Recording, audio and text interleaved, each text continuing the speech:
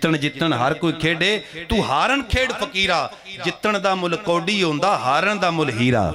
बिस्मिल्लाहिर्रहमानिर्रहीम क़ाल अल्लाहु तबारक व तआला फ़ी कलामिल मजीद वल फ़ुरक़ानिल हमीद लक़द मन्नल्लाहु अलल मुमिनीन इज़ बअस फ़ीहिम रसूलन मिन अनफ़ुसिहिम यतलू अलैहिम आयातिही व युज़क्कीहिम व युअल्लिमुहुमुल किताब वल हिकमा व इन कानू मिन क़ब्ल लफ़ी ज़लालिम मुबीन आमन्तु बिल्लाहि सदक़ल्लाहु मौलानल अज़ीम वबल्लगना रसूलुहुन नबियुल करीमुर रऊफ़ुर रहीम। दरूद शरीफ। अल्लाहुम्मा सल्लि अला सय्यिदिना व मौलाना मुहम्मदिन व अला आलि सय्यिदिना व मौलाना मुहम्मदिन व बारिक व सल्लिम व सल्लि अलैहि सलातन व सलामन अलैका या रसूलल्लाह, सलातु व सलामु अलैका या सय्यदी या हबीबल्लाह, सलातु व सलामु अलैका या सय्यदी या जामिअल हसनात व अला आलिका व अस्हाबिका या सय्यदी या सय्यदल अशराफ। हम्द व सलात के बाद इंतहाई वाजिबुल एहतराम मुअज़्ज़ज़ व मुहतरम ज़ी वक़ार स्टेज की ज़ीनत मुक़्तदर आली मर्तबत उलमाए किराम उशाकान मुस्तफ़ा सल्लल्लाहु अलैहि वसल्लम, अस्सलामु अलैकुम व रहमतुल्लाहि व बरकातुहू। आज की ये बाबरकत और पुरनूर महफ़ल जो कि ज़िक्र रसूल सल्लल्लाहु अलैहि वसल्लम के उन्वान से इनेक़ाद पज़ीर है। दुआ है अल्लाह ताला जल्ला शानुहु मेज़बान महफ़ल और उनके जुमला मुंतज़िमीन जिन्होंने इतने खूबसूरत अंदाज़ में मोहब्बतों और चाहतों से इस महफ़ल का इनेक़ाद किया, इस पे इतना ही कहूँगा कि सिला इसका जन्नत में हबीब खुदा देंगे। अल्लाह ताला जल्ला शानुहु इनकी मोहब्बत को कबूल फरमाए और मेज़बान महफ़ल बरादर मोहतरम शाहिद भाई और हम सब को अल्लाह ताला आज की इस महफ़िल के तुफ़ैल हुब्बे रसूल की दौलत से हम सब को माला माल फरमाए। आका करीम सल्लल्लाहु अलैहि वसल्लम का ज़िक्र अज़ल से शुरू हुआ है और ताब अबद जारी रहेगा। आज हमारी खुश नसीबी है कि हम हुजूर का ज़िक्र सुनने और सुनाने की सआदत हासिल कर रहे हैं। आज तो मुझ जैसा एक नकम्मा आदमी भी यहाँ एज़ाज़ के साथ हुजूर का ज़िक्र कर रहा है, तो आज 1450 साल गुज़र गए, लेकिन ये ज़िक्र हुजूर की आमद से पहले भी ऐसे ही जारी था। आज मुक़्तदर उलमा बयान करते हैं और अज़ीमुल मर्तबत खुताबा हुजूर की बारगाह में अक़ीदतों का इजहार करते हैं। हुजूर की आमद से क़बल अल्लाह के नबी हुजूर की अज़मतों का कसीदा पढ़ा करते थे। उलुल आज़म रसूल हुजूर की आमद का इजहार किया करते थे और आका करीम अलैहिस्सलातु वस्सलाम के फ़ज़ाइल व मनाक़िब की मजालिस मुनाक़िद किया करते थे। ये तो हमारा मक़सूम है, ये हमारा मुक़द्दर है कि ये आज हमारे हिस्से में आया है। अल्लाह अकबर। और हम खुश नसीब हैं। वो क्या किसी ने खूब कहा था कि मोहम्मद जाने जाना है, पैगंबर हो तो ऐसा हो, रसूलों की बशारत से मुबश्शर हो तो ऐसा हो, अमर तौक़ीर का सबको मुअक्कर हो तो ऐसा हो, हमें किया ग़ुलाम उनका मुक़द्दर हो तो ऐसा हो। तो ये तो हमारा मुक़द्दर है कि आज हम हुजूर के ग़ुलाम भी हैं और हुजूर का ज़िक्र भी करते हैं और हुजूर के ज़िक्र से अपने सीनों में ठंड भी पहुंचाते हैं। और इस ठंड से मुराद ये सर्दी वाली ठंड नहीं है, इस ठंड से मुराद वो ठंड है कि जिससे इंसान के दिल को इत्मीनान नसीब होता है, गम धुलते हैं। वो किसी ने क्या खूब कहा था, मुतरब से कहो कि छेड़े ज़रा उस जाने तमन्ना का किस्सा, फ़ुरक़त के भयानक लम्हों में कुछ दिल को सहारा हो जाए। तो आका करीम इस्लाम का ज़िक्र तो उस वक्त भी जारी था कि जब कायनात में कोई चीज़ भी नहीं थी। तो आइए ज़रा हुजूर की आमद से क़बल जो ज़िक्र हो रहे थे उसकी एक दास्तान आपके सामने रखता हूँ। आका करीम अलैहिस्सलाम की आमद से 2775 साल क़बल की बात है। 2000, आपकी तवज्जो, 2775, पौने 28 सदियाँ हुजूर की आमद से क़बल। حضرت ابراہیم علیہ السلام خانہ کعبہ کی تعمیر کرتے ہیں اور پھر ہاتھ اٹھا کے دعا کرتے ہیں، ربنا وابعث فیہم رسولا، مالک تیرا گھر کعبہ تو بنا دیا ہے، اب اس کو آباد کرنے والا پیارا محمد بھی بھیج دینا۔ حضور کی آمد سے 1000 سال قبل کی بات ہے۔ طبہ اول ہمگیری یثرب سے گزرتا ہے، اہل یثرب سے اس کی لڑائی ہو جاتی ہے، وہ قسم کھاتا ہے میں تمہاری اینٹ سے اینٹ بجا دوں گا۔ اہل یثرب کہتے ہیں خدا را ہمیں کچھ نہ کہنا، ہم زندگی کی سانسیں پوری نہیں کر رہے، ہم تو کسی محبوب کی آمد کا انتظار کر رہے ہیں۔ ہم نے اپنی کتابوں میں پڑھا ہے کہ نبی آخر الزمان ہجرت کر کے اس دھرتی کو نوازیں گے، ہم تو اس لیے بیٹھے ہیں جب وہ محبوب آئے گا اس کے چہرہ نور کا دیدار کریں گے اور اس کا کلمہ پڑھ کے اس کے غلام بن جائیں گے۔ طبہ نے کہا ہو سکتا ہے جس کے انتظار میں بیٹھے ہو وہ تمہاری زندگیوں میں نہ آئے تو تمہارا انتظار تو رائے گا چلا جائے گا۔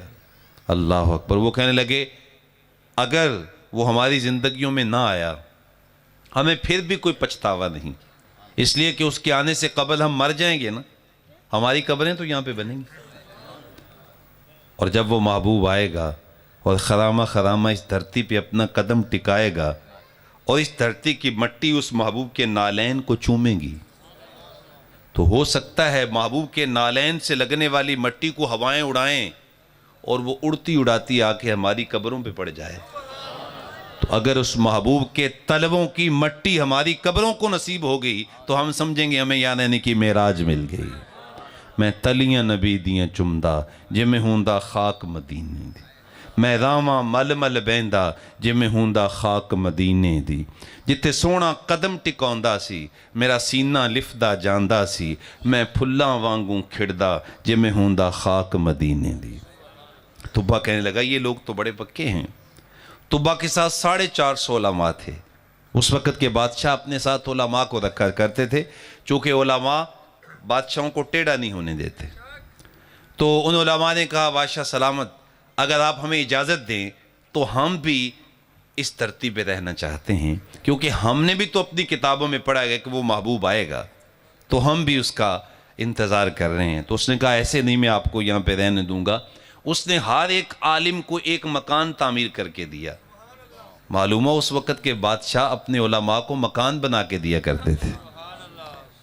اب تو آپ تو ماشاءاللہ بڑی محبت والے لوگ ہیں، بعض جگہوں میں تو علماء بیچارے محنت کر کے خود بنا لیں تو مقتدی پریشان ہو جاتے ہیں کہ جناب یہ مکان کہاں سے آ گئے، یہ گاڑی کہاں سے آ گئی، بھئی تمہارے پاس کہاں سے آئی ہے؟ جی ہمیں تو اللہ نے دی ہے۔ بھئی تمہیں اللہ نے دی ہے تو جو اس اللہ کے نبی کے مصلی پہ کھڑا ہونے والا امام ہے اس کو اللہ نہیں دے سکتا؟ جو اس کے نبی کے مصلی کا وارث ہے اس کو بھی تو اللہ دے سکتا ہے نا۔ تو پریشان نہیں ہونا چاہیے، خوش ہونا چاہیے۔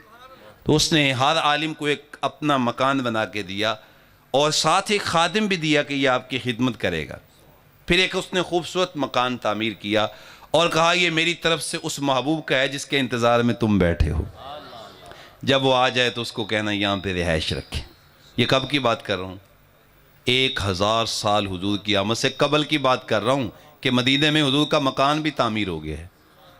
اور پھر طبہ نے خط لکھا اور بڑے عالم کو دیا، کہا یہ میری امانت ان تک پہنچا دینا، اگر وہ تیری زندگی میں نہ آئیں تو اپنی آگے نسل میں منتقل کرتے رہنا، میری امانت اس محبوب تک پہنچنی چاہیے۔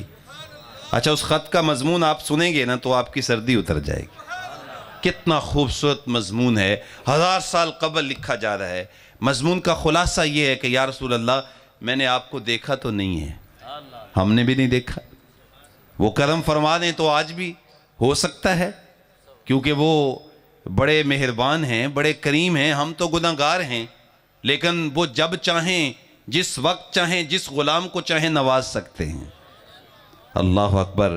تو اس نے کہا یا رسول اللہ میں نے آپ کو دیکھا نہیں ہے اور آپ ابھی تشریف بھی نہیں لائے، لیکن میں آپ کے آنے سے قبل آپ کا کلمہ پڑھ رہا ہوں، اور کل جب قیامت کا دن آئے آپ شفاعت کا بازو کھولیں گے اور لوگوں کو بخشوائیں گے تو اس گناہ گار کو بھول نہ جائیے گا، مجھے بھی شفاعت سے مالا مال کر دینا۔ اللہ اکبر۔ طبہ نے خط لکھا، عالم کو دیا، طبہ چلا گیا۔ 1000 سال گزرنے کے بعد حضور جب مکہ سے ہجرت کر کے مدینہ تشریف لائے تو حضور کے قدموں کی برکت سے مدینہ گل و گلزار بن گیا۔ وہ جو یثرب تھا وہ مدینہ طیبہ بن گیا، وہ مدینہ المنورہ ہو گیا۔ یہ حضور کے قدموں کی برکت تھی۔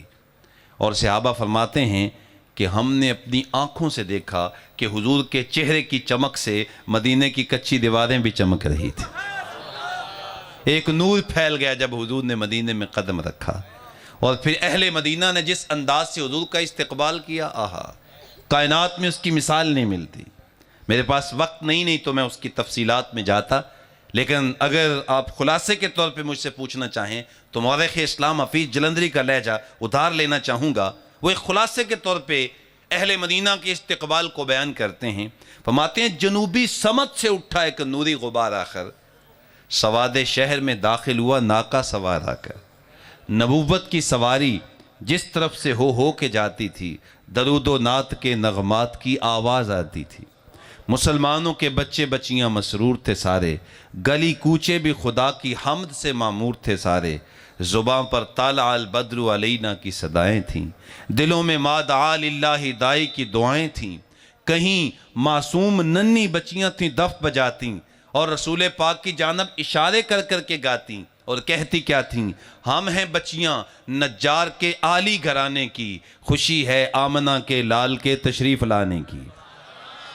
عجیب رنگ ہیں، عجیب ماحول ہے، عجیب جمالیاتی کیف ہے کہ حضور کی سواری مبارک گزر رہی ہے اور اہل مدینہ اپنے گھروں کو سجا چکے ہیں، اپنی حویلیوں کو چھڑکاؤ کر چکے ہیں، دروازے کھول چکے ہیں، اور دروازوں پہ کھڑے ہو کر سر چکا کے ادب سے عرض کرتے ہیں ہلم الینا یا رسول اللہ الی العدد والعد من، حضور ہمارے گھر تو آ جاؤ نا، گھر کافی کھلا ہے، 4 مہمان بھی آ گئے تو سنبھال لیں گے، اور اگر کسی نے حملہ کیا نا ہمارے پاس اسلحہ بھی ہے، کاٹ کے رکھ دیں گے، کرم تو فرمائیں، آ تو جائیں۔ ہر بندہ کہہ رہا ہے حضور مجھے نواز دیں، مجھ پہ کرم فرمائیں، لیکن آپ بھی جانتے ہیں کہ جب چاہنے والے زیادہ ہوں تو بڑا مشکل ہوتا ہے کس کے ہاں رکیں اور کس کے ہاں نہ رکیں۔ پھر جس کے ہاں نہ رکے اس بیچارے کا تو دل ٹوٹ جائے گا نا، کہ شاید میرے اندر کوئی کمی تھی اس لیے محبوب میرے پاس نہیں آئے، اس کا دل ٹوٹ جائے گا۔ اور محبوب کسی کا دل توڑنے کے لیے تو نہیں آئے، محبوب تو لوگوں کے دل جوڑنے کے لیے آئے ہیں۔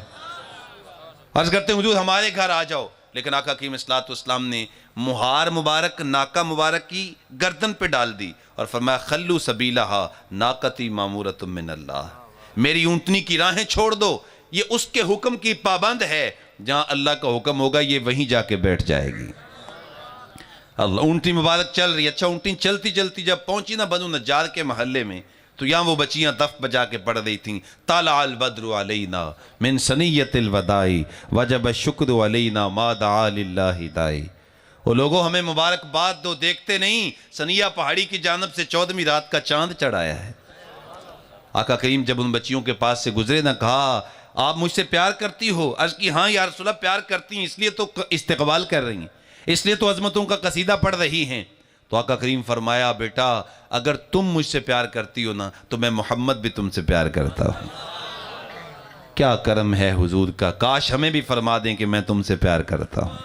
وہ تو بڑے کریم ہیں، فکر کر تعمیر دل کی وہ یہیں آ جائیں گے، بن گیا مکان تو خود مکیں آ جائیں گے۔ اصل میں ہمارے اندر بڑے غلاظتوں سے بھرے ہوئے ہیں، اور یہ غلاظتیں بھی محبوب کی نگاہ کرم سے ہی پاک ہونی ہیں، تو انشاءاللہ معاملات بہتر ہو جائیں گے۔ اب حضور کی ناکہ مبارک چل رہی، ہر کوئی انتظار کر رہا ہے، پتہ نہیں کتنی مدتوں سے لوگ انتظار کر رہے تھے۔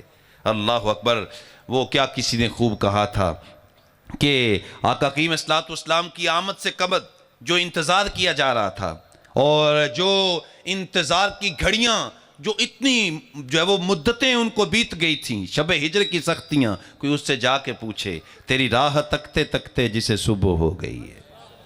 پھر کیا ہوا؟ نیویاں دا پرونا ہے ساڈا نبی، کوٹھیاں تے چڑھے ویکھ دے رہے۔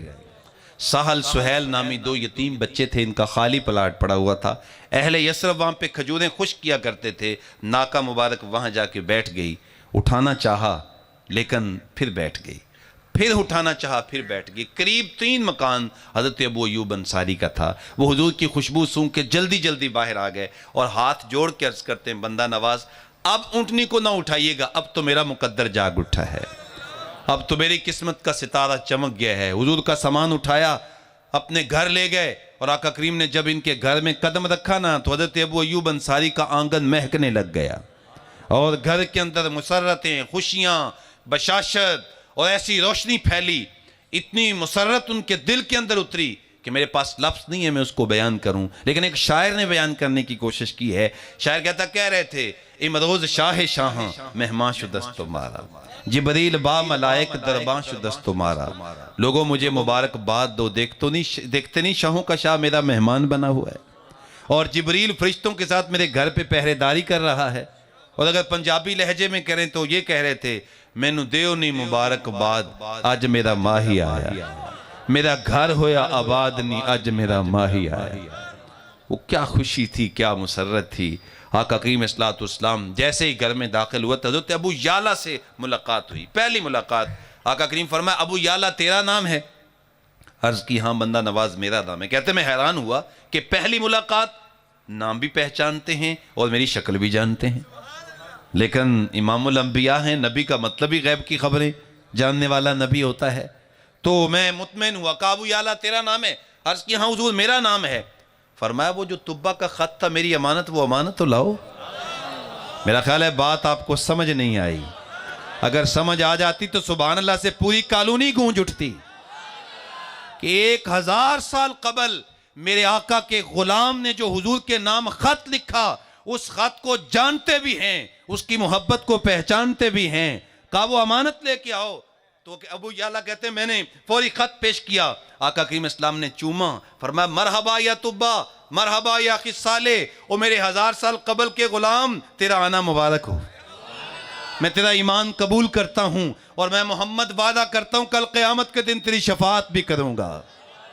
اللہ اکبر۔ اچھا اگلی بات اس سے بھی ایمان افروز ہے، اللہ اکبر۔ آقا کریم اسلام پورا مدینہ چھوڑ کے اس گھر میں کیوں تشریف لائے؟ حالانکہ لوگ تو راہیں تک رہے تھے۔ تو شیخ نے جو بات لکھی ایمان تازہ ہوتا ہے۔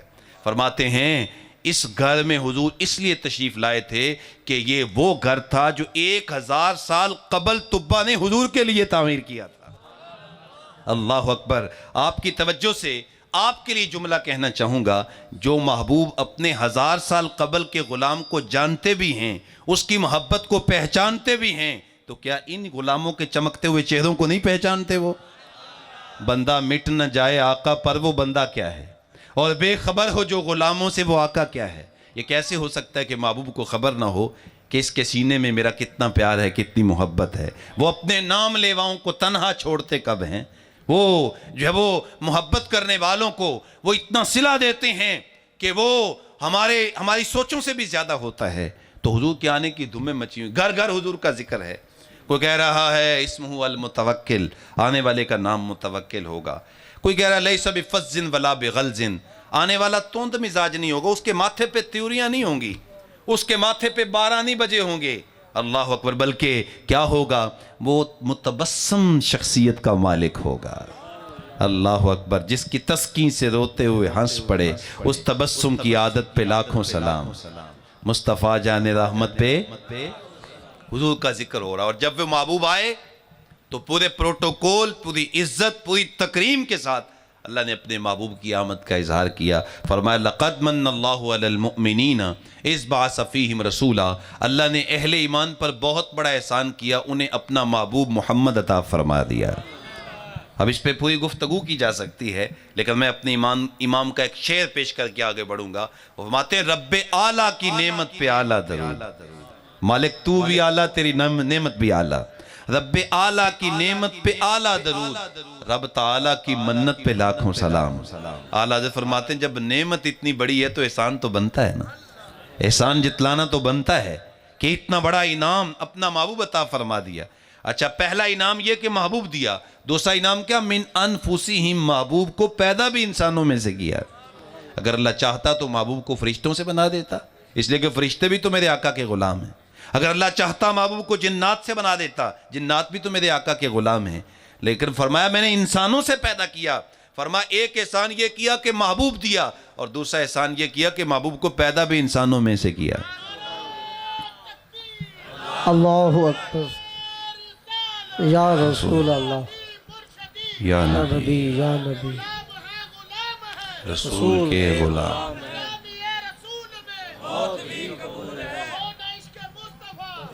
اچھا جزاک बहुत शुक्रिया, जज़ाकल्लाह।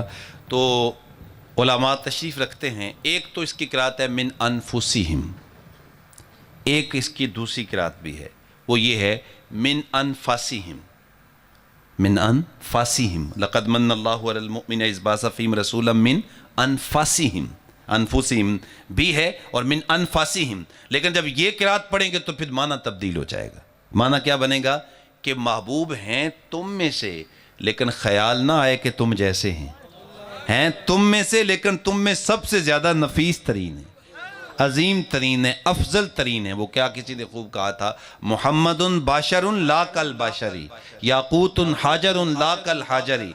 मैं पत्थर तो सारे ही होते हैं पर याकूत का मुकाबला तो नहीं है ना। कहा महबूब हैं तो इंसानों में से, लेकिन कोई इंसान उनकी गर्दे-राह को भी नहीं पहुंच सकता। अल्लाह अकबर। तो ये महबूब हैं तुम में सबसे ज़्यादा नफीस तरीन हैं, और इतने नफीस हैं कि उनके जिस्म पे न मक्खी बैठती है न मच्छर बैठता है, इतने नफीस तरीन है। क्या नफासत है प्यारे आका सल्लल्लाहु अलैहि वसल्लम की। हम खाते हैं निजासत बनती है, और महबूब खाते हैं तो नूर बनता है। उम्मुल मोमिनीन सैयदा आयशा सिद्दीक़ा रज़ियल्लाहु ताला अन्हा, आप इरशाद फरमाती हुजूर क़ज़ाए हाजत के लिए तशरीफ़ ले गए, वापस पलट आए। मैंने कहा मैं देखूं तो सही वहाँ क्या हालत है। तो कहती है मैं जब गई तो कोई चीज़ भी नहीं थी, कस्तूरी की खुशबू आ रही थी। आप कहेंगे ये कैसे हो सकता है? मियाँ बात तो सादा सी है, एक साइज की दो मक्खियाँ हैं, एक मक्खी वो चाहे फूल पे भी बैठ जाए तो जब उसका जो रिजल्ट आता है वो निजासत की सूरत में आता है, वो जरासीम की सूरत में आता है, और दूसरी मक्खी भी उसी साइज की है, उसी फूल पे जाके ये भी बैठी है, इसने रस चूसा है, लेकिन जब इसका रिजल्ट आता है तो शहद बनता है। एक मक्खी खाती है तो रिजल्ट जब वो निजासत और गिलाजत की सूरत में आता है, दूसरी मक्खी खाती है तो शहद बनता है। फरमाया ये महबूब आम नहीं है, मिन अनफासिहिम हैं। जब तुम खाओगे तो गलाजत बनेगी, लेकिन ये महबूब इतने नफीस हैं, खाते हैं तब भी नूर बनता है, क्योंकि मिन अनफासिहिम का ताज जो पहन के आए हैं, नफीस तरीन है, अजीम तरीन है, अफजल तरीन है, आला तरीन है। मेरे इमाम ने कहा सबसे औला व आला हमारा नबी, सबसे बाला व वाला हमारा नबी, अपने मौला का प्यारा हमारा नबी, दोनों आलम का दूल्हा हमारा नबी। अच्छा, इस पे एक खूबसूरत बात भी आपके सामने रखना चाहूँगा कि मिन अनफासिहिम। आज देखें, मैं उलमा आप सब हम चाहते हैं कि अल्लाह हम पे राज़ी हो जाए, चाहते हैं ना हम सब। और यहाँ महबूब के ज़िक्र के लिए भी तो इसलिए आए ना, जब उसके महबूब का ज़िक्र होगा तो वो हम पे राज़ी हो जाएगा। तो जिस पे अल्लाह राज़ी हो जाए तो ज़िंदगी का जमाल मिल जाता है। ये ज़िंदगी का कमाल है कि रब राज़ी हो जाए। तो पूरी कायनात चाहती है कि रब राज़ी हो, उलुल अज़्म पैगम्बर रसूल चाहते हैं रब राज़ी हो, लेकिन रब रब हो के चाहता है मेरा महबूब मोहम्मद मुझ पे राज़ी हो, चूँकि मिन अनफासिम का ताज पहन के सबसे अफजल हैं, सबसे आला हैं। अल्लाह चाहता है महबूब राज़ी हो जाए। अल्लाह अकबर। इस पर सिर्फ एक छोटी सी मिसाल, आका हकीम इस्लाम जब हिजरत करके मक्का से मदीना आए तो आप जानते हैं कि 16 या 17 माह बुखारी शरीफ की रिवायत के मुताबिक हुजूर मस्जिद हराम की बजाय मस्जिद अक्सा की तरफ रुख करके नमाज़ पढ़ते रहे। एक दिन आका हकीम इस्लाम ज़ोहर की नमाज़ पढ़ाने के लिए महल्ला बनी सालम में गए। वहाँ ज़ोहर की नमाज़ पढ़ा रहे थे, 2 रकतें हो चुकी हैं, 2 बाकी हैं। कौन सा महल्ला है? महल्ला बनी सालम उस वक्त। लेकिन आज वो मस्जिद मस्जिद किबलतैन कहलाती है। जिन लोगों ने मदीना पाक की ज़ियारत की है वो नक्शा आँखों के सामने आ गया होगा, वो दिमाग घूम गया होगा कि वो दोनों तरफ उसके मेहराब बने हुए हैं। और जिन्होंने अभी तक मदीना पाक की ज़ियारत नहीं की तो आज की इस मजलिस नूर के हवाले से मैं दुआ करता हूँ अल्लाह करे वो उड़ के मदीने पहुँचे, इसलिए कि मदीना नहीं देखा तो कुछ नहीं देखा। जिन्हों वेख के अखियाँ ठरदियाँ ने, जिन्हों वेख के ठरदा सीना है, रब्बा तेरी सारी खुदाई विचों इको शहर ते बस मदीना है। अल्लाह अकबर। तो मस्जिद क़िबलतैन उस वक्त महल्ला बनी सालम। आका हकीम इस्लाम 2 रकतें पढ़ाईं और 2 रकतें बाकी हैं। खातिर आतर में ख्याल आया अगर मेरा अक्सा की बजाय मस्जिद हराम हो जाए तो क्या कहना। इस मकसद के पेश नज़र आका हकीम इस्लाम अपना चेहरा अनवर आसमान की जानब उठाया। अल्लाह को ये अदा इतनी पसंद आई, महबूब की अदा को कुरान बना दिया। क़द नरा तक़ल्लुब वजहिक फ़िस्समा, महबूब तुम जो बार बार आसमानों की जानब अपना रुख अनवर उठा के देख रहे हो, सिर्फ तुम ही नहीं देख रहे, मेरी निगाह कुदरत भी तो तेरे चेहरे पे लगी हुई है। महबूब हम भी तुझे ही देख रहे हैं। اللہ اکبر. یار یہ کیسی نماز ہے؟ ہم نماز پڑھتے ہیں، ہمارا جسم مسجد میں ہوتا ہے، دل کہیں اور گیا ہوتا ہے. یا محبوب نماز پڑھتے ہیں تو اللہ فرماتا ہے الذی یراک حین تقوم. محبوب جب تو نماز پڑھ رہا ہوتا ہے تو میں تجھے ہی دیکھ رہا ہوتا ہوں کہ میرا محبوب کیسے میری بارگاہ میں قیام کرتا ہے. تو محبوب علیہ السلام کو فرمایا محبوب آپ جو بار بار دیکھ رہے ہو تو آپ کے چہرے قدرت کو ہم بھی دیکھ رہے ہیں، کیونکہ محبوب علیہ السلام صرف اس کائنات کے ہی محبوب نہیں ہیں، کائنات کے رب کے بھی محبوب ہیں. مولانا اعظم چشتی نے کیا خوب کہا، ہم معیار اپنا زمانے سے جدا رکھتے ہیں، ہم تو محبوب بھی محبوب خدا رکھتے ہیں. ہمارا محبوب کوئی عام محبوب تو نہیں ہے. اللہ اکبر، کیا کمال ہے. تو محبوب کیا پروگرام ہے؟ قبلہ بدلنا چاہتے ہو؟ عرض کی ہاں مالک قبلہ بدلنا چاہتا ہوں. فرمایا پھر دیر کیوں کرتے ہو، ابھی بدل لو. اب میں اپنی حضرت کا وہ جملہ آپ کے سامنے رکھنا چاہتا ہوں. اللہ اکبر. وہ جب فرمایا نا محبوب ابھی قبلہ بدل لو، تو عرض کی مالک تیری نماز تو پوری ہو لے، نماز تو مکمل ہو لے. ارشاد ہوا محبوب اب میری نماز بعد میں پوری ہوگی، پہلے تیری مرضی پوری ہوگی. می وریا کستوریاں دا، می وریا کستوریاں دا، جدو یار نچوڑیاں زلفاں، سائم قبلہ عہدے بنیاں جدے یار نے موڑیاں زلفاں. اللہ اکبر. خدا کی رضا چاہتے ہیں دو عالم، خدا چاہتا ہے رضا محمد. تو یہ جو مسجد حرام ہمارا قبلہ بنا ہے، یہ آقا کریم اسلام کی ایک چاہت پہ اللہ نے مسجد اقصی کی بجائے مسجد حرام کو ہمارا قبلہ بنا دیا. تو یہ ہے من انفاسہم کہ محبوب تم میں سب سے افضل ترین ہے، اعلیٰ ترین ہے. اچھا محبوب جب تشریف لے آئے، محبوب کے آنے کا مقصد کیا ہے؟ تو آئیے ذرا اس آیت میں 4 مقاصد شمار کیے گئے ہیں. پہلا مقصد یتلو علیہم آیاتہ، محبوب علیہ السلام کے آنے کا مقصد قرآن مجید کی آیات کی تلاوت ہے. اور محبوب جب قرآن کی تلاوت کرتے تھے، اللہ اکبر، ادھر لبوں سے قرآن نکلتا ہے، ادھر سینوں میں ایمان کا نور داخل ہو جاتا ہے.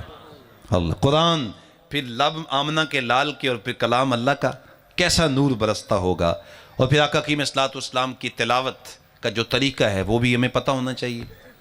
آقا کریم اسلام تلاوت کیسے کرتے تھے؟ ام المومنین حضرت سیدہ ام سلمہ فرماتی ہیں حضور ایک ایک آیت کر کے پڑھتے تھے اور باقاعدہ پڑھ کے سنایا. الحمدللہ رب العالمین الرحمن الرحیم مالک یوم الدین. یہ حضور کی تلاوت کا طریقہ تھا. اور یہ ہمارے قاری صاحبان جو ایک ہی سانس میں پوری سورت پڑھ دیتے ہیں، جائز تو ہو سکتا ہے، اس کا انکار تو نہیں ہے، لیکن بہرحال حضور کی تلاوت کا طریقہ یہ نہیں ہے. آقا کریم اسلام ایک ایک آیت کر کے پڑھتے تھے، اس لیے کہ جب ایک ایک آیت کر کے پڑھتے ہیں اور ترتیل سے پڑھتے ہیں تو پھر الفاظ کے معانی دل پہ اترتے ہیں اور پھر انسان کے اندر کی دنیا بدلتی ہے. تو ایک ایک آیت کر کے آقا کریم اسلام پڑھا کرتے تھے. اور اللہ نے خود حکم دیا ورتل القرآن ترتیلا، محبوب ترتیل سے پڑھا کریں. ترتیل کس چیز کا نام ہے؟ حضرت مولا کائنات سیدنا علی المرتضیٰ جو باب مدینۃ العلم ہیں، جو فرماتے ہیں اگر میں چاہوں تو سورۃ فاتحہ کی تفسیر سے اونٹوں کی جماعت بھر دوں. اللہ اکبر. علم کے شہر کے دروازے ہیں، ظاہر ہے عام شخصیت تو نہیں ہے جن کے چہرے کو تکنا بھی عبادت. تو وہ فرماتے ہیں تجوید الحروف و معرفت الوقوف، یعنی ترتیل کا معنی یہ ہے کہ حروف کے مخارج کا علم ہو، اور پھر یہ ہے کہ اوقاف جو ہیں وقف کا پتہ ہو، کہاں ٹھہرنا ہے کہاں نہیں ٹھہرنا. اب تو ماشاءاللہ ہم کہتے ہیں تراویاں وہاں پہ پڑھیں گے جو حافظ صاحب سب سے جلدی پڑھاتے ہیں، اور جناب نام رکھے ہوئے حافظ بجلی، وہ اس طرح کے نام رکھے ہوئے ہیں ہم نے، استغفر اللہ. تو یہ قرآن مجید کا جو ہے وہ فیضان سے ہم محروم ہو جاتے ہیں جب یہ انداز ہوتا ہے. تو قرآن مجید کی تلاوت صاحب قرآن کے رنگ میں ہوگی تو نور نہیں ملے گا، اور پھر وہی اجالے ملیں گے جو آقا کریم اسلام. تو حضور کی تلاوت کا یہ طریقہ. اور آقا کریم السلام جو ہے وہ قرآن مجید کی تلاوت کرتے تھے، تو ہمیں چاہیے کہ ہم بھی حضور کی قرآن پاک کی تلاوت کو اپنی زندگی کا معمول بنائیں. میں نے علامہ اقبال رحمۃ اللہ علیہ کے متعلق پڑھا، وہ ان کے خاتم خاص نے بیان کیا کہ میں 35 سال مسلسل اقبال کے ساتھ رہا، 35 سال، لیکن 2 کاموں میں ناغا مجھے یاد نہیں کہ کبھی ناغا ہوا ہو. وہ کون کون سے؟ ایک نماز فجر، اور فجر کی نماز کے بعد قرآن پاک کی تلاوت. اب میں کہتا ہوں میں بڑا مصروف ہوں جی، کیا کروں جی، کاروبار اتنا وسیع ہے، کیا کروں جی، بچوں کی روزی روٹی کا بھی مسئلہ ہے. لیکن آپ مجھے بتائیں اقبال سے بڑا مصروف آدمی بھی کوئی ہو سکتا ہے جس کے اوپر پوری قوم کا اس کے کندھوں پہ بوجھ تھا؟ کبھی دلی میں ہے، کبھی ڈھاکہ میں ہے، کبھی لاہور میں، کبھی سیال کوٹ میں، کبھی لندن میں، کبھی کہاں کبھی کہاں. لیکن قرآن کی تلاوت قضا نہیں ہونے دیتے، اس لیے جانتے تھے کہ قرآن پڑھوں گا تو مالک کے ساتھ رابطہ قائم رہے گا۔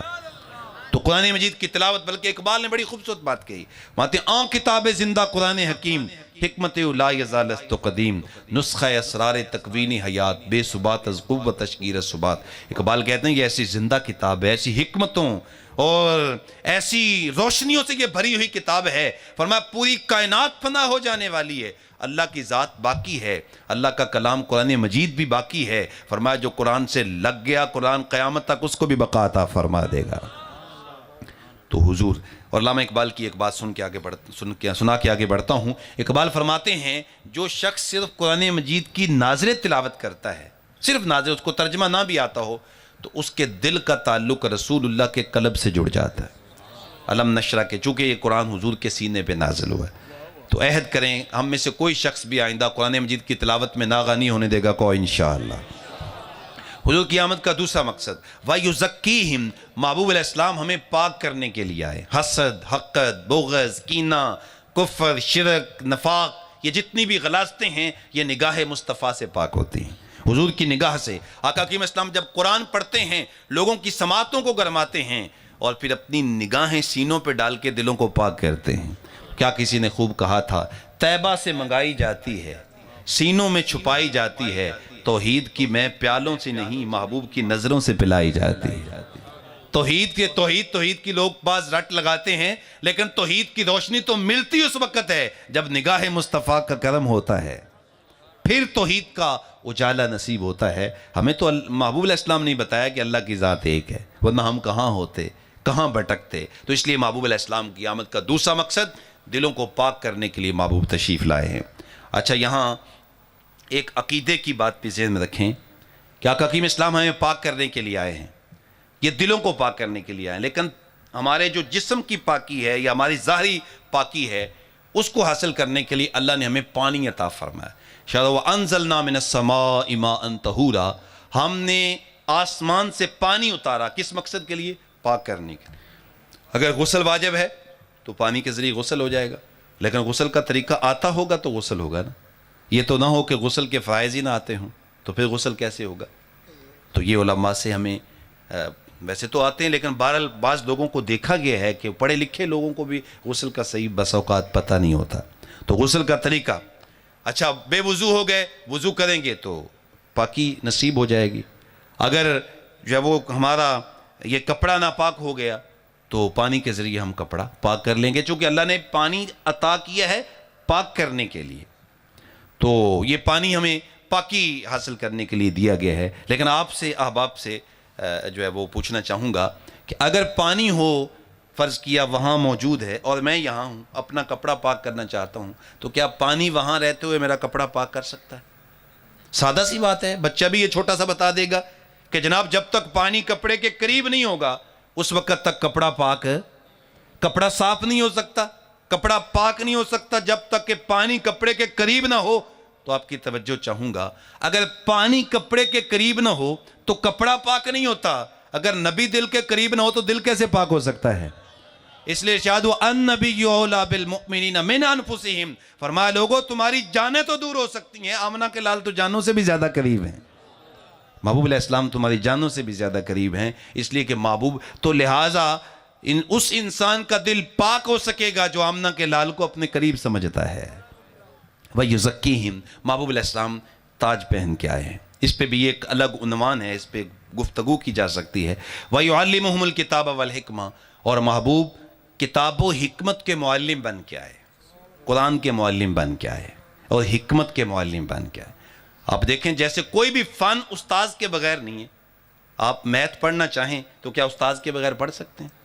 کسی بھی لینگویج کی گرامر پڑھنا چاہیں، ماشاءاللہ اسٹوڈنٹ بھی بیٹھے ہیں، آپ بھی سب پڑھے لکھے ہیں، تو کسی بھی جو ہے وہ لینگویج کی گرامر استاذ کے بغیر صحیح سمجھ نہیں آتی، اگر آتی ہو تو کہتے ہیں جناب یہ کسی استاد کا چنگا چنڈا ہوا ہے، اس کو جناب بڑی اچھی گرامر آتی ہے، اچھے ٹینسز آتے ہیں، اور جناب اچھا جو ہے وہ اس کا صرف پہ بڑا عبور ہے، کسی اچھے استاد کا یہ شاگرد ہے۔ تو جب تک جو ہے وہ استاذ نہ ہو تو کمپیوٹر نہیں آتا، استاذ نہ ہو تو لینگویج کی گرامر نہیں آتی، استاد نہ ہو تو میتھ نہیں آتی، تو پھر اللہ کا کلام استاذ کے بغیر کیسے سمجھ آ سکتا ہے؟ تو فرمایا کلام کو سمجھنا ہے تو پھر آمنہ کے لال کی چوکھٹ پہ آنا ہوگا، اس لیے کہ اس قرآن کے معلم حضور بن کے تشریف لائے ہیں۔ تو یہ بھی عنوان ہے۔ تو حضور نے جو قرآن کی تفسیر کی ہے اس کے مطابق ہم قرآن سمجھیں گے۔ کسی عربی کے 4 لفظوں اور 4 جملوں کا ترجمہ جاننے والے سے ہم قرآن نہیں سیکھیں گے، جو آج کل لوگ بنے ہوئے ہیں اور مفسر بن گئے ہیں اور یوٹیوب پہ بیٹھ کے وہ جناب لوگوں کو، اور ہم بھی تفسیر سیکھ رہے ہیں ان سے۔ جی اب کسی کے پاس جانے کی کیا ضرورت ہے؟ جی اب تو ہر چیز موجود ہے، لیکن یاد رکھیں جب تک تفسیر آمنہ کے لال سے نہیں سیکھی جائے گی قرآن کا نور نصیب نہیں ہوگا، اس لیے کہ یہ قرآن اس کے معلم حضور ہیں۔ وَيُعَلِّمُهُمُ الْكِتَابَ وَالْحِكْمَةَ، اور چوتھی حضور کے آنے کا بنیادی مقصد یہ ہے کہ حضور حکمت کے معلم بن کے ہر چیز کو اپنی جگہ پہ رکھا۔ ماں باپ کا مقام کیا ہے کہاں سے پتہ چلے گا؟ حضور بتائیں گے۔ اولاد کی ساتھ محبت کیا ہے کہاں سے پتہ چلے گا؟ حضور بتائیں گے۔ رشتہ داروں کے ساتھ تعلقات کیسے ہونے چاہیے کیسے پتہ چلے گا؟ جب حضور کی چوکھٹ پہ آئیں گے۔ تو حکمت، دانائی، زندگی گزارنے کا ڈھب اور حسن اور زندگی کا اجالا اور زندگی کا نور اگر میں اور آپ چاہتے ہیں تو پھر آمنہ کے لال کے قدموں پہ آنا ہوگا، حضور کی چوکھٹ پہ آنا ہوگا، پھر زندگی کا اجالا ملے گا، ورنہ دھکے کھاتے پھریں گے۔ حضور کی آمد سے قبل یہ 2 آدمی جاتے ہیں منڈی میں اپنی سوتیلی ماں کو بیچ کے پیسے تقسیم کر لیتے ہیں۔ ماؤں کو منڈیوں میں بیچا جا رہا ہے، لیکن آقا کریم فرمائے یہ منڈیوں میں بیچنے والی چیز تو نہیں ہے۔ وہ ماں جو منڈی میں بیچی جا رہی تھی میرے آقا نے جنت کھینچ کے اس کے قدموں کے نیچے لا کے رکھ دی۔ ہمارے یہ تو اس کے تو قدموں کے نیچے جنت ہے، اور اپنے عمل سے بتایا کہ ماں کا مقام کیا ہوتا ہے۔ آقا کریم اسلام تشریف فرما تھے کہ ہجوم عاشقاں صحابہ کرام کا جمع غفیر ایک بوڑھی خاتون آئی، اور جب دور ہی تھی تو حضور اس کے استقبال کے لیے کھڑے ہو گئے۔ اب اتنے مریدین، اتنے صحابہ، لیکن حضور کھڑے ہو گئے اس خاتون کے لیے۔ جب وہ پاس آئیں تو اپنی چادر اتاری، نیچے بچھا دی، یہاں بیٹھیں۔ تمام صحابہ سے رخ انور موڑ کر اس کی بات سنی۔ جب وہ اپنی بات سنا کے جانے لگی، راوی کہتے ہیں میں نے صحابہ سے پوچھا یہ کون عظیم المرتبت خاتون ہے کہ وہ محبوب کہ جن کے طلبے جبریل چومنا سعادت سمجھتے ہیں، وہ محبوب اس خاتون کے استقبال کے لیے کھڑے ہو گئے۔ تو راوی کہتے ہیں مجھے صحابہ نے بتایا یہ عام نہیں ہے، یہ وہ خاتون ہے جس نے رسول اللہ کو دودھ پلایا ہے، اور اس کو سیدہ حلیمہ سعدیہ کہا جاتا ہے۔ اللہ اکبر۔ کملی والے سونے محبوب رب نے عزت ماں دی کر کے وکھا دیتی، آندھی مائی حلیمہ نو ویک کے تھے، کملی والے نے کملی بچھا دیتی۔ یاراں عرض کیتی سونیا کون سی ہے جنہوں کملی تے تساں جگا دیتی، فرمایا میری ماں سی ہے جن دے سینیوں مولا غذا دیتی۔ آج میں تھوڑا سا پڑھ لکھ جاؤں، میرے ماں باپ سادے بیچارے، وہ دیہاتی ماحول کے، میں کہتا ہوں اب میں اپنے ماں باپ کی بات مانوں؟ میں تو بن گیا بزنس مین، ڈاکٹر، سائنسدان اور جناب بہت بڑا کاروباری انسان بن گیا۔ ماں باپ سادے، ان کا لہجہ سادہ، ان کا انداز زندگی سادہ۔ میں کہتا ہوں مجھے ان کے مشورہ کی ضرورت نہیں ہے، اور آج مجھے ان کی عزت اور تکریم کی ضرورت نہیں ہے، میں تو اتنے منصب پہ فائز ہوں، ان کو کیا پتہ زندگی گزارنے کے گر کیا ہیں۔ لیکن آپ مجھے بتائیں رسول اللہ سے بڑا جو ہے وہ عالم کون ہو سکتا ہے؟ رسول اللہ سے بڑا مفتی کون ہو سکتا ہے؟ حضور سے بڑا جو ہے وہ مرتبے والا کون ہو سکتا ہے؟ مقام والا کون ہو سکتا ہے؟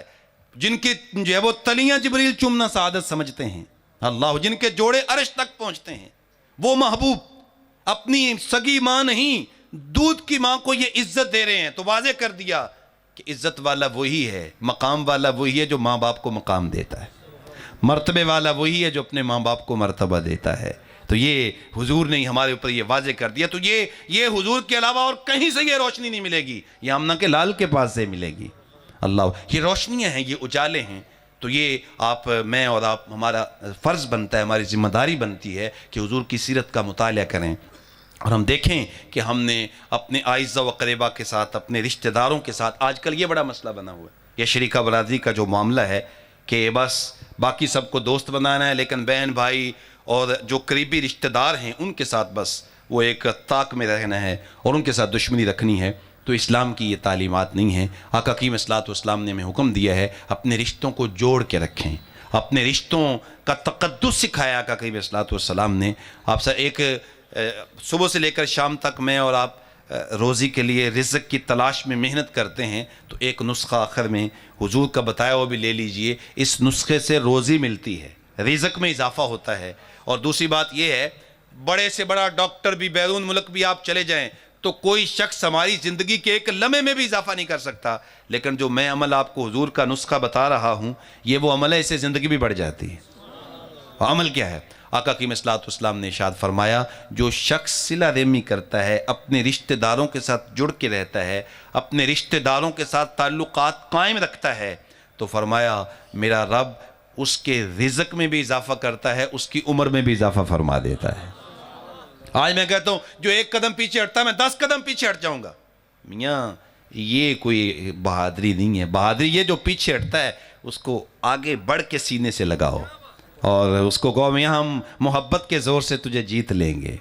اور یہ جو بڑے لوگ ہوتے ہیں نا، آج ہم یہ بھی ہماری ایک بڑی عجیب صورتحال ہے کہ ہم کہتے ہیں بات میں ہم نے اگلے کو شکست دینی ہے، چاہے ماں باپ ہی کیوں نہ ہو، چاہے جو ہے وہ بڑا بھائی کیوں نہ ہو، قریبی رشتہ داروں میں بھی کوئی بڑا نہ ہو، ہم اپنی دلائل دینے کی کوشش کرتے ہیں، لیکن میاں جیت جانا ہی کامیابی نہیں، بس اوقات ہارنا بھی کامیابی ہو جاتی ہے۔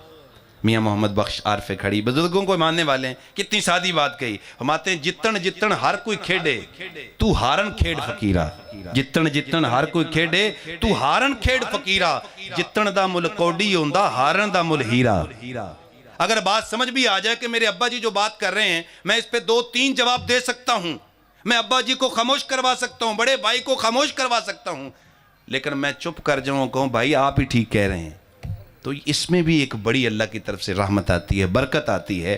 تو یہ رشتوں کو تقدس دینا، رشتوں کو قائم رکھنا اور رشتوں کو جوڑ کے رکھنا، یہ پیارے آقا صلی اللہ علیہ وسلم کی تعلیمات ہیں، اور یہی حکمت ہے، یہی دانائی ہے جو حضور نے ہمیں سکھائی ہے۔ تو آئیے حضور کی چوکھٹ پہ آتے ہیں۔ ان محافل کے انعقاد کا مقصد ہمارا یہی ہے کہ ہم اپنے آقا کے قریب ہو جائیں، اپنے آقا کے کردار، آقا کی سیرت اور آقا صلی اللہ علیہ وآلہ وسلم کے بتائے ہوئے اصولوں کے قریب ہو جائیں۔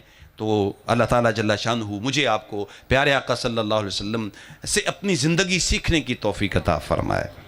ہم زندگی سیکھیں تو رسول اللہ سے سیکھیں، آقا کی صلوات والسلام کے قریب ہو گئے تو آج جتنا بھی اجالا ہے، چاہے مسلمانوں میں ہے، چاہے کافروں میں ہے، چاہے مشرق میں ہے، چاہے مغرب میں ہے، وہ سارا اجالا حضور کے قدموں سے آیا ہے، ساری روشنی زندگی گزارنے کی حضور کے قدموں سے آئی ہے۔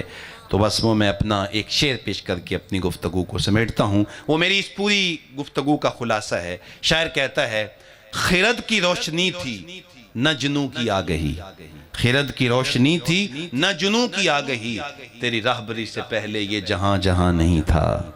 محبوب یہ سارا زندگی کا جمال تو آپ نے دیا ہے، زندگی کا جتنا حسن اس کائنات میں کشید کیا جا سکتا ہے یہ حضور کے قدموں کی برکت سے ہے۔ تو آئیے میں اور آپ حضور سے جڑ جائیں اور آقا کی صلوات والسلام سے جو غلامی، جو محبت کا رشتہ ہے اس کو مضبوط سے مضبوط تر کریں۔ اللہ تعالیٰ جل شانہ میری آپ سب کی حاضری اپنی بارگاہ اقدس میں قبول فرمائے اور حب رسول کی دولت سے مالا مال فرمائے۔ ایک مرتبہ پھر میں میزبانان محفل کو انتہائی محبت سے ہدیہ تبریک پیش کرتا ہوں اور ان کو مبارکباد پیش کرتا ہوں کہ انہوں نے اتنی محبت کے ساتھ، پیار کے ساتھ اس مجلس نور کا انعقاد کیا۔ علماء کرام اتنی تعداد میں تشریف لائے، آپ احباب محبت سے تشریف لائے۔ اللہ تعالیٰ جل شانہ سب کا ایک ایک لمحہ اپنی بارگاہ میں قبول فرماتے ہوئے دنیا آخرت کی بہتریاں بھلائیاں ہم سب کا مقسوم و مقدر بنائے، آمین۔ کار ما آخر شدو آخر زما کار نشد، مشت خاک ما غبار کوچہ یار نشد، و آخر دعوانا الحمدللہ رب العالمین۔